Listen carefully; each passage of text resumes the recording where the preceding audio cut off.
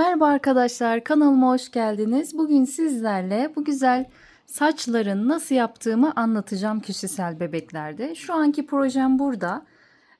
Bu kızımıza küt bir saç yapacağız. Kısa saç kesimi. Şuradan da kakülleri olacak. Çok tatlı bir model olacak. Ben bugün yeni bir proje çalıştım. Hemen göstereyim size. Bu kızımızın saçlarını yaptım. Şuradan biraz tokasıyla bağladım. Bu pürüzsüz görüntüyü, ipeksi saç görünümünü nasıl elde ediyorum bunları anlatacağım. Bakın saç ayrımlarını falan şöyle görüyorsunuz. Çok gerçekçi duruyor. Öncelikle gerekli malzemeler bonbon lif ipi arkadaşlar. Bunu tuhafiyelerde her yerde bulabilirsiniz. Bakın şu an elimde şu marka var. Opal Kristal. Bunlar lif ipi diye geçiyor. Şu şekilde ince iki tane ayrımı olan saç ipleri ve çok ince ipler arkadaşlar bunlar. Bu Opal'in lif ipi. Ben bunu bonbon marka almıştım. Ama herhangi biri olabilir yani sıkıntı değil. Özellikle şu marka kalitelidir diyemeyeceğim. Hepsini kullanıyorum. Yumuşacık ve düzleştirdiğimizde o gerçek saç efektini veriyorlar. Öncelikle saçımıza bir peruk yapacağız arkadaşlar. Yani aynı kafanın boyutuna. Mesela ben bu kafayı 6 sık iğne bir arttırmaya kadar arttırmıştım. Peruğumu da aynı şekilde aynı kafamın yapımında olduğu gibi 6 sık iğne bir arttırmaya kadar arttırıp 3 sırada düz örmeyi planlıyorum. Haydi buyurun peruk nasıl yapılır başlayalım.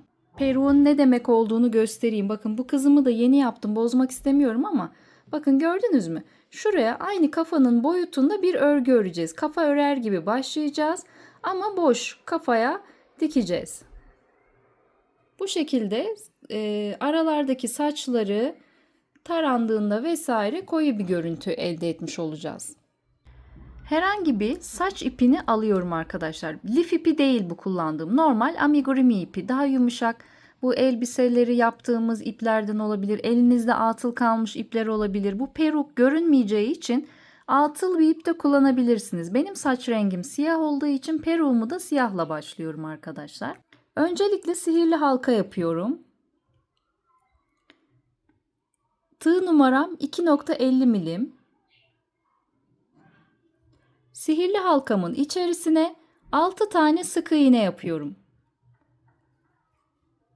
Buraları bildiğinizi varsayıyorum. Çünkü bu acemilere göre değil. Çünkü saç yapımı biraz daha zordur.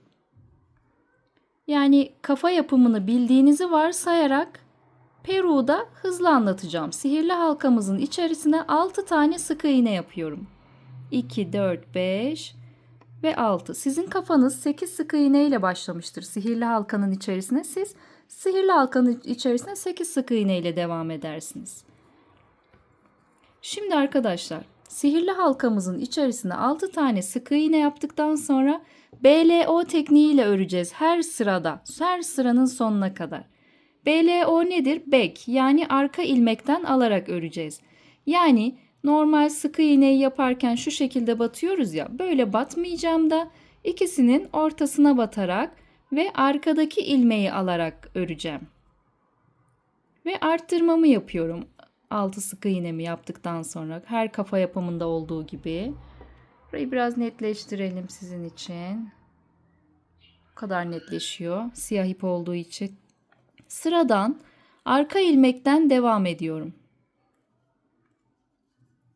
4 5 6 7 8 9 10 ve 11 ve 12. Şimdi arkadaşlar dilerseniz bir ilmek belirleyici takalım. Hemen buraya ki karışmasın. Sıramızı kaybetmeyelim. Yine ikinci sıramızda da normal kafa yapımında olduğu gibi sihirli halkanın içerisine 6 sık iğne yaptık. İkinci sırada hepsini arttırdık. Yani 6 tane arttırma yaptık. Üçüncü sıramızda ise bir sık iğne bir arttırma yapacağız. Ve yine hep arka ilmeklerden alarak bir sık iğne, bir tane arttırıyorum hemen yanındakine. Normal kafanızı yaptığınız gibi. Ama Tek fark arka ilmeklerden alarak örüyoruz. Şurayı kaçırdım kaç yaptığımı. Bir sık iğne. Sıramın sonuna kadar 6 kere bir sık iğne bir arttırma yapacağım. Evet arkadaşlar, dediğim gibi bunun yapımını bildiğinizi varsayarak dediğim gibi arka ilmeklerden alarak 6 sık iğne bir arttırmaya kadar gelelim. Orada buluşalım. Siz nereye kadar arttırdıysanız kafanızı oraya kadar yapın. Evet arkadaşlar, peruğumuzu ördük. Bakın hep BLO tekniğiyle ördüğümüz için şuralarda şeritler oluştu. Bu işte şeritlere saçlarımızı ekeceğiz arkadaşlar. Şöyle netleştirmeye çalışıyorum. Gördünüz mü? Bakın. Bütün sıralarımız belli. Çünkü hep arka ilmeklerden yaptım. 6 sık iğne bir arttırmaya kadar arttırıp 3 sıra kadar da düz ördüm ben. Siz kendi bebeğinizin kafasına göre bunu ayarlayabilirsiniz. Bakın şöyle. Güzelce yerleştiriyorum. Şurada kulakları da olacak. Henüz yapmadım ben. Bu şekilde kafamızı yerleştiriyoruz. Çok alın mesafesini de fazla dar bırakmayalım. Bu şekilde yerleştirdikten sonra dikmeye başlıyorum kafama. Çuvaldız yorgan iğnesi kullanıyoruz. Amigurumi yapanlar buna zaten hakimdir diye düşünüyorum. Bu şekilde bir kafadan bir peruğumuzdan olacak şekilde kafamıza dikelim. Kenarlardan dikiyorum. Hiçbir başka bir esprisi vesaire yok.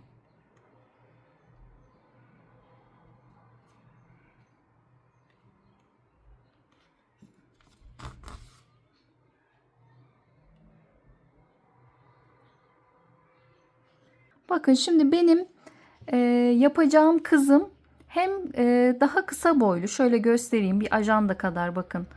Bir karışımdan yarım karış daha fazla. Yani yaklaşık herhalde 25 santimdir. 25-30 santimlik bir bebek.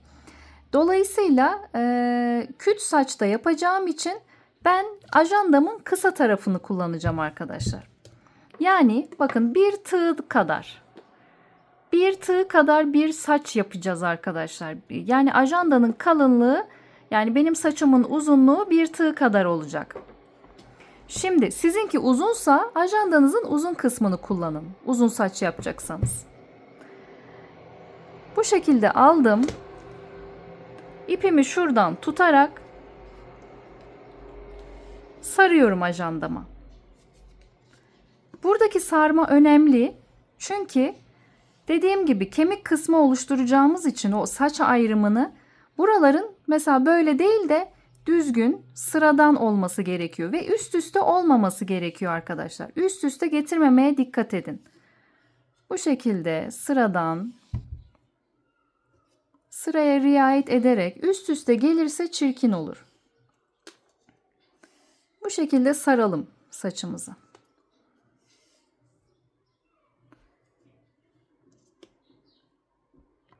Evet, şimdi kitabımıza, ajandamıza sardık.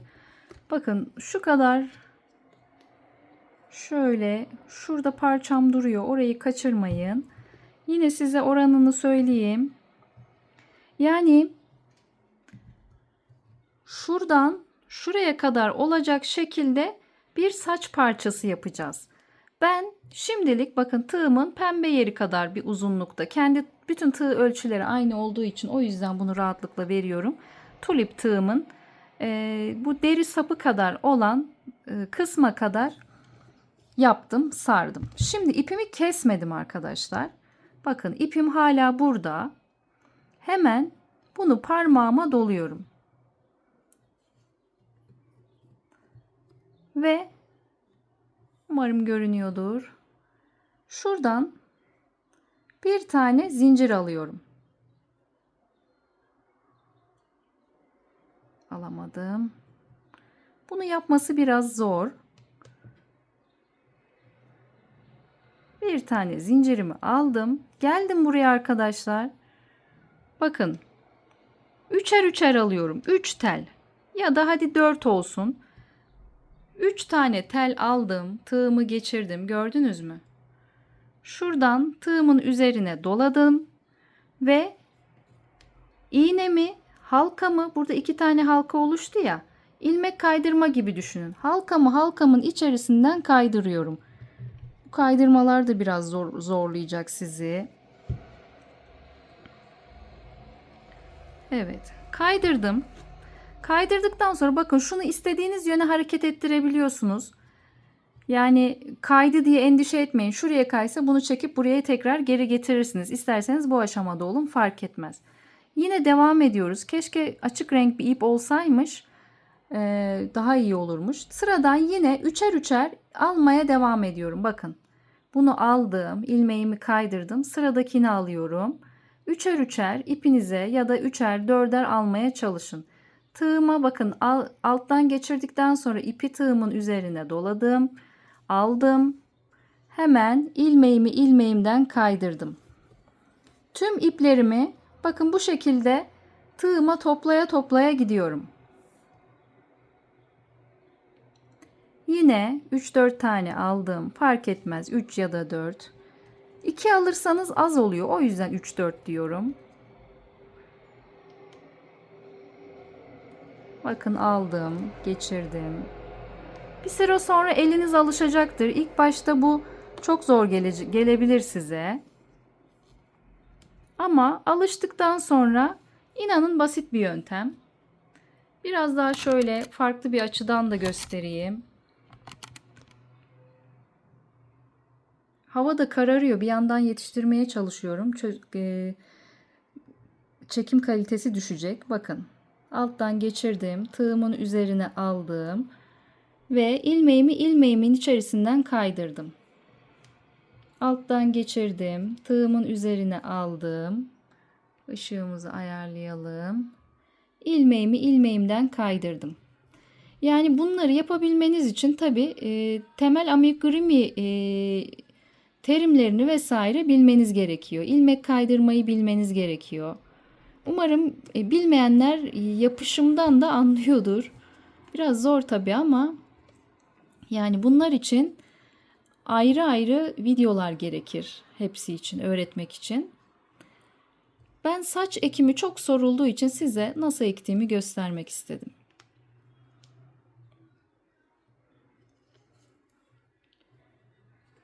Bakın bu şekilde.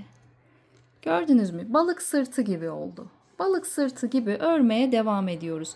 Video ile örmek zor oluyor. O yüzden durduracağım, bitireceğim ve buluşalım. Evet, sonuncu ilmeğimi de aynı şekilde aldım. İlmeğimi kaydırdım arkadaşlar. Dikmek için şöyle uzunca bir ip bırakıyorum. Kafaya dikeceğiz bunu çünkü. Uzunca bir ip bıraktım. Burayı çıkardım içinden. Şimdi bakın buramızı artık ördük ve sabit. Kalan kısmı kesiyoruz.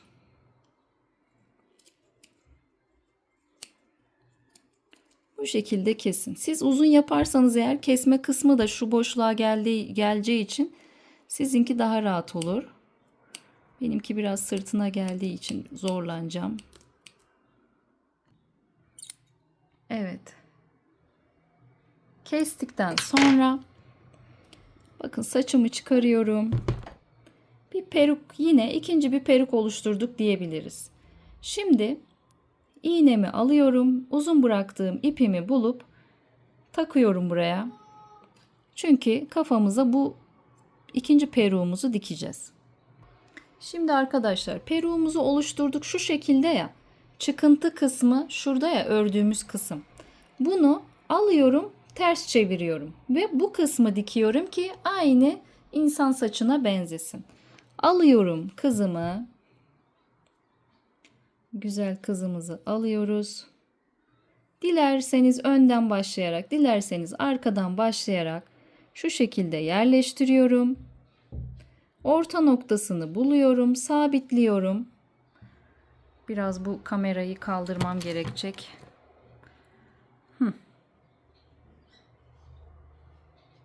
her bölümünü sabitleyip bakın şunu istediğiniz gibi sündürebiliyorsunuz. Şöyle aşağı kadar çekiyorum.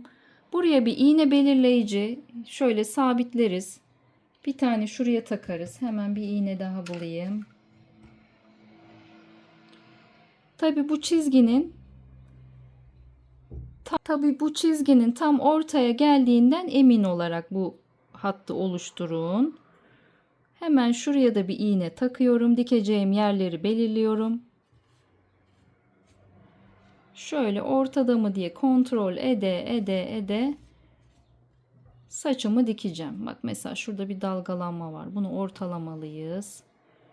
Kızımıza bir bakalım. Kafasının ortası mı tam?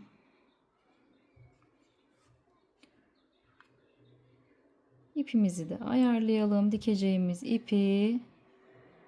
Bu ilk hattımız. Daha sonra saç ekimine yeni başlıyoruz arkadaşlar. Bunlar dilerseniz böyle de bırakabilirsiniz ama az olur yani saç. Ha, saçı azsa benzetmeye çalıştığınız kişinin olabilir. Neden olmasın? Evet, şimdi dikmeye başlayalım. Dikmek normal. Peruğumuzdan alta yaptığımız bir peruktan, bir oradan, bir kafadan normal dikeceğiz. Bir püf noktası vesaire yok.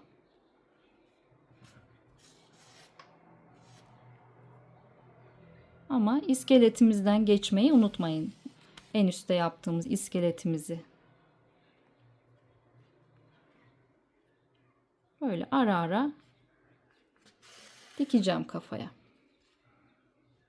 Ve tabii ki saç ayrımına dikkat ederek, en önemlisi. Çünkü bazen dikerken kayabiliyor. İğnelerle sabitlerseniz bu durumu yaşamazsınız diye düşünüyorum. Evet, yeterince diktiğinizden eminseniz dilerseniz şuradan aralardan yine birkaç kere geçirin.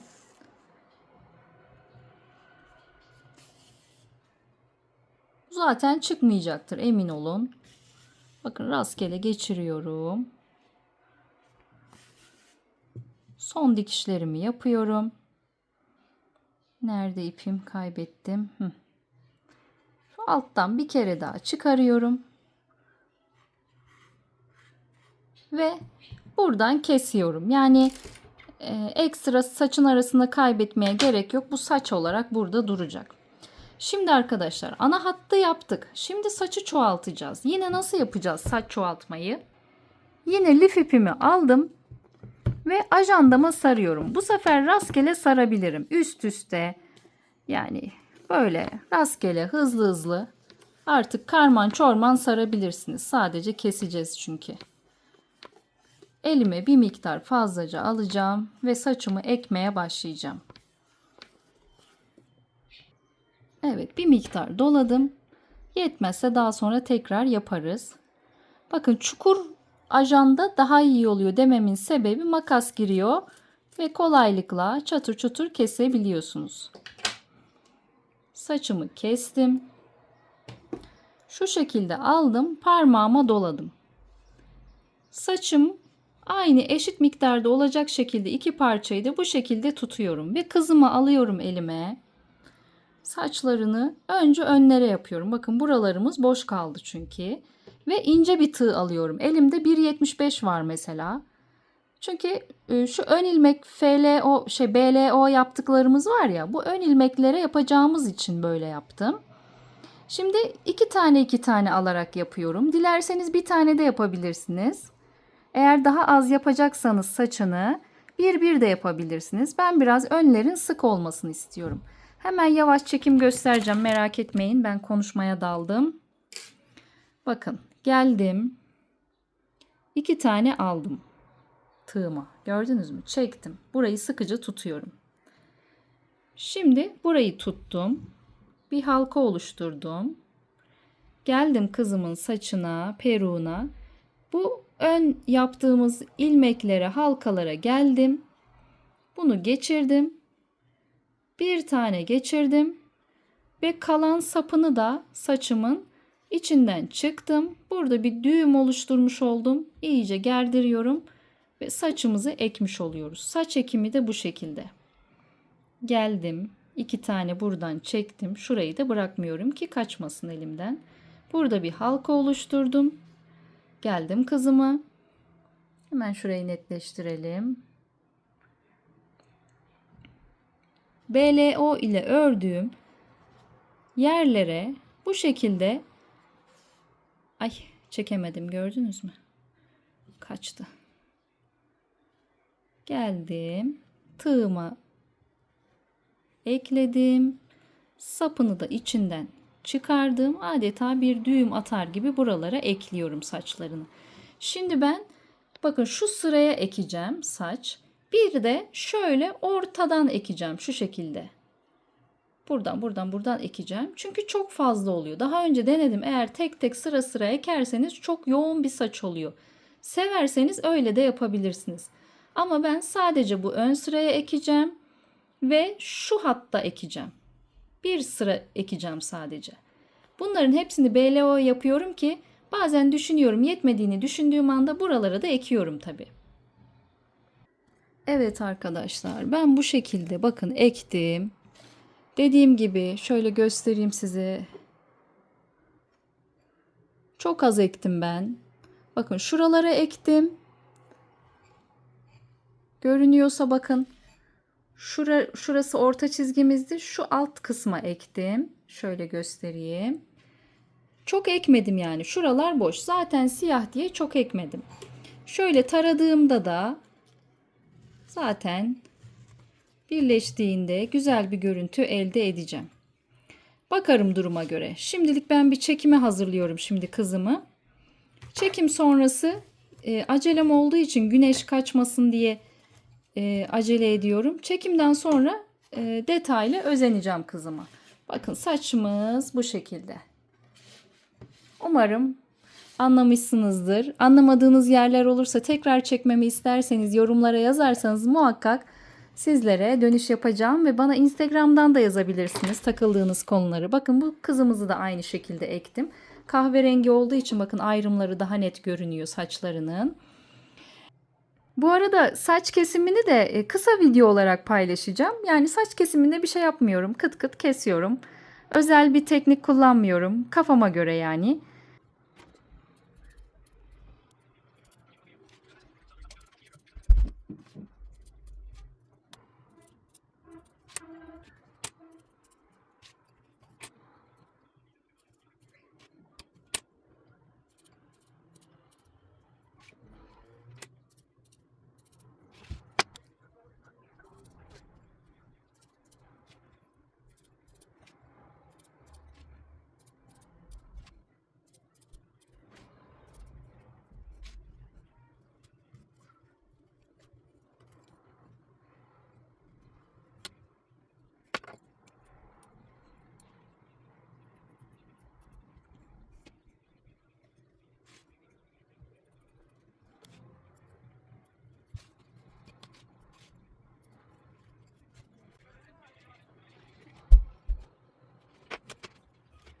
Hı. Ye.